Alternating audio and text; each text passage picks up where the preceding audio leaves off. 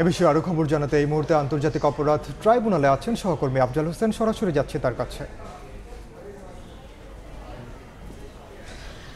শেখ হাসিনার মামলা তদন্ত শেষ করতে তদন্ত সংস্থা 6 মাস 28 দিন সময় নিয়েছে এবং 6 মাস 28 দিন সময় নেওয়ার পরে আজকে 5টি অভিযোগে শেখ হাসিনাকে অভিযুক্ত করা হয়েছে। একই সঙ্গে সাবেক স্বরাষ্ট্রমন্ত্রী আসাদুজ্জামান খান কামাল এবং সাবেক পুলিশ মহাপরিদর্শক চৌধুরী আব্দুল আল মামুনকেও এই 5টি অভিযোগেই অন্তর্ভুক্ত করা হয়েছে। শেখ হাসিনার বিরুদ্ধে যে অভিযোগগুলো আনা হয়েছে সেই অভিযোগগুলোর সপক্ষে তথ্য প্রমাণ, কল রেকর্ড, ভিডিও, সহিংসতার নির্দেশনা, নানা রকম যে তথ্য প্রমাণ, সাক্ষীর জবানবন্দি এগুলো অন্তর্ভুক্ত করা হয়েছে। আর একই সঙ্গে ট্রাইব্যুনালের তদন্ত সংস্থার নিজস্ব তদন্ত পাশাপাশি জাতিসংঘের ফ্যাক্ট ফাইন্ডিং কমিটি যে রিপোর্ট দিয়েছে এই জুলাই আগস্টের গণহত্যা বা জুলাই আগস্টের মানবতা বিরোধী অপরাধ নিয়ে, সেই রিপোর্টটিও কিন্তু এই তদন্ত প্রতিবেদনের সঙ্গে সংযুক্ত করা হয়েছে। এর বাইরে আর যে বিষয়গুলো হচ্ছে যে শেখ হাসিনার বিরুদ্ধে, যেহেতু তিনি আওয়ামী লীগের সভাপতি এবং সাবেক প্রধানমন্ত্রী, তার বিরুদ্ধে অপরাধের যেহেতু প্রমাণ মিলেছে, সেই কারণে দল হিসেবে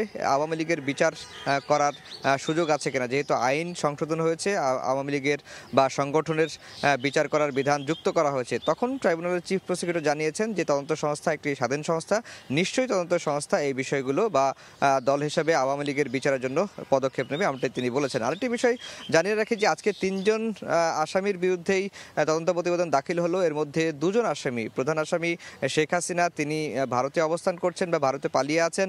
একই সঙ্গে স্বরাষ্ট্রমন্ত্রী আসাদুজ্জামান খান কামাল, তিনিও কিন্তু ভারতে আছেন, গণমাধ্যমের এমন তথ্য মিলেছে।